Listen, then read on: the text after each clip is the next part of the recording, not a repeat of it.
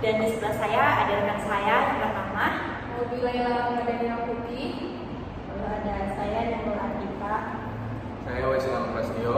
Saya Anil Sianipar. Baik, kami dari kelompok 1 akan menyajikan beberapa presentasi tentang analisis keuangan, yaitu terutama khususnya dalam materi mengelola manajemen keuangan yang akan dibacakan oleh saya sendiri. 1. Dalam mengelola manajemen keuangan tentu akan ada merencanakan keuangan jangka panjang, yang dimana kami memakai konsep yang pertama adalah selalu siapkan anggaran keuangan. Nah, dalam omset yang didapat, kami menyimpan sebagian persen dari profit yang didapat untuk mengantisipasi biaya-biaya yang tidak dapat diketahui nantinya. Misalkan dalam omset 1 bulan, omset bersih yang didapat dari penjualan hasil buket atau bunga itu terdapat sebesar 2 juta rupiah, lalu mengambil beberapa persen dari omset bersih yaitu sebanyak 200.000 untuk biaya jaga-jaga. Nah, artinya apa? Kalau misalkan dalam selalu siapkan anggaran keuangan ini, terutama dalam misalkan tidak adanya pembiayaan yang masuk atau konsumen itu membutuhkan lebih servis di dalam pembuatan buket, maka kami akan berjaga-jaga untuk mencukupkan keuangan yang tidak cukup, atau misalkan konsumen tidak cukup memberikan keuangannya dikarenakan sistem PO, misalkan bayar nanti barangnya didahulukan. Nah, kami akan memakai uang 200.000 itu untuk sistem biaya jaga-jaga dalam merencanakan keuangan jangka panjang.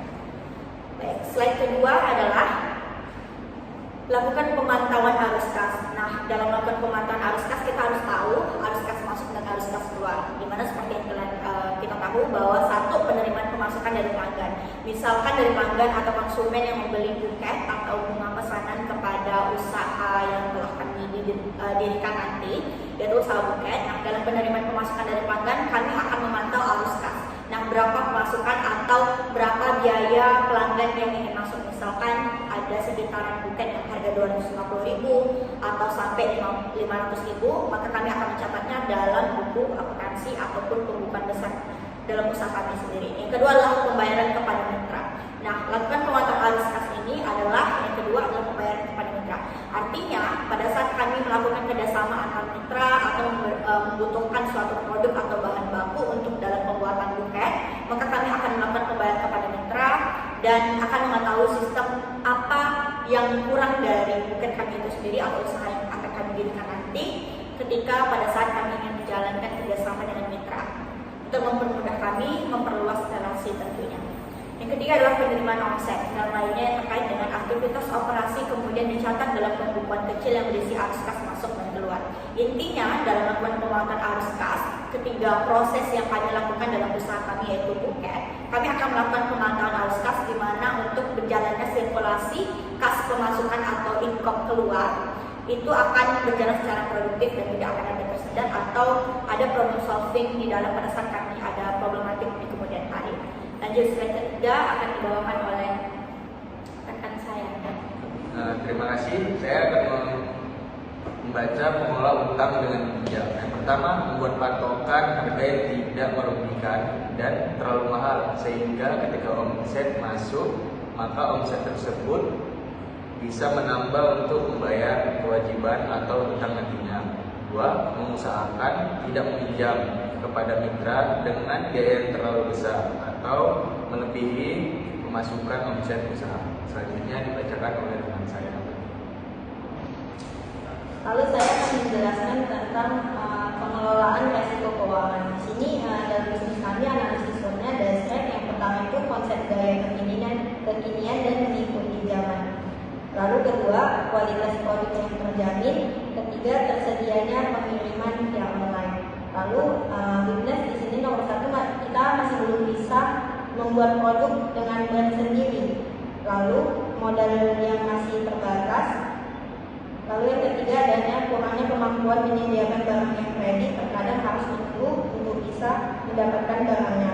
Lalu keempat ada belum adanya pengelola tenaga kerja yang terstruktur. Lalu ada opportunities. Pertama ada harga yang kompetitif dengan usaha yang sama.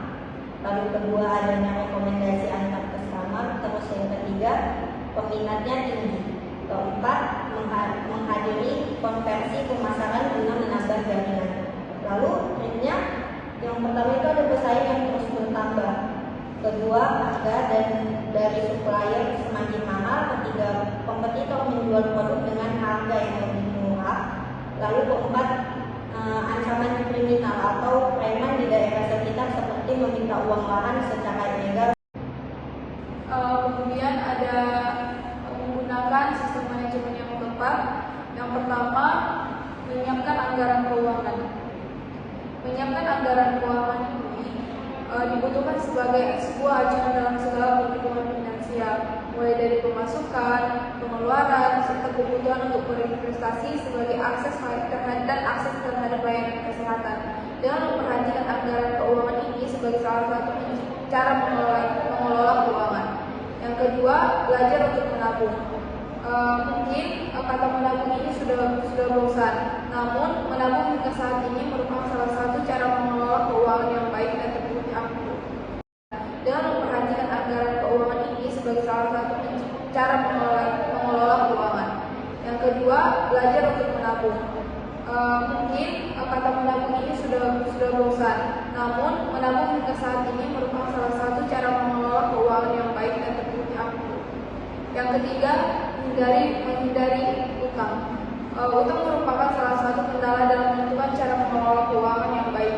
Pasalnya, dengan berutang, seseorang jadi harus menyisihkan penghasilan untuk mengalokasikan dalam membayar tagihannya setiap bulannya.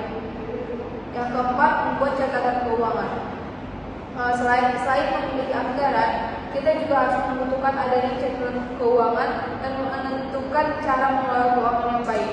Catatan keuangan ini berguna untuk memberi rincian terhadap pengeluaran keuangan dalam setiap harinya atau per bulannya. Yang kelima, adanya SDGs dalam konsepan usaha. Sekian penjelasan saya serahkan ke moderator.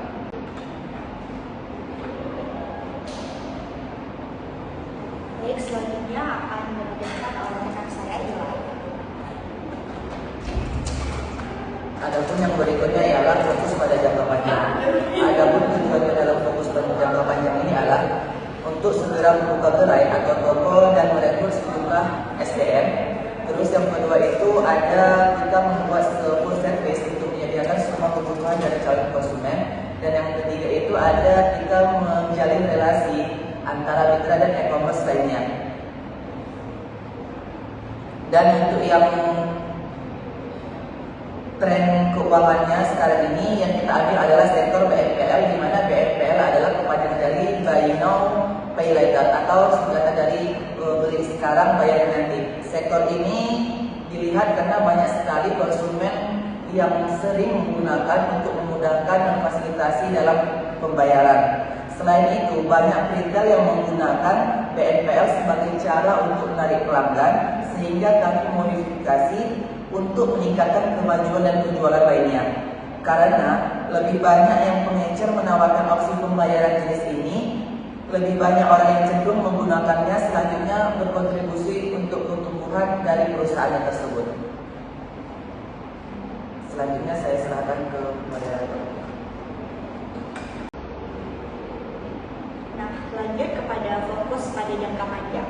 Nah, yang kami fokuskan untuk jangka panjang untuk usaha kami yaitu satu, membuka toko dan merekrut SDM.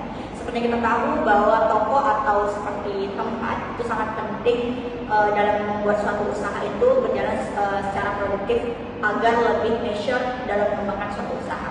Nah, kami butuh toko agar orang-orang tahu, oh letaknya buket itu tuh di sini. Maka orang bisa menetapkan keputusannya pada saat membeli sebuah buket agar tidak bingung mencari tempatnya di mana selain di sosial media.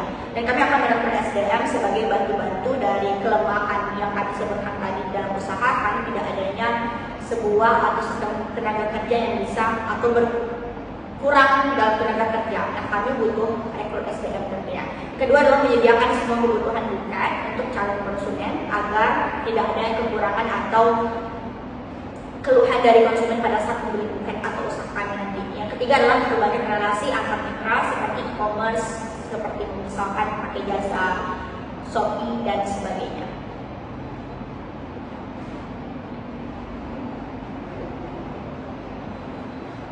Baik, hasil dari presentasi dari kelompok 1, sekiranya ada salah dan hilaf mohon dimaafkan. kami akhiri dengan wabillahi taufiq wal hidayah. Wassalamualaikum warahmatullahi wabarakatuh.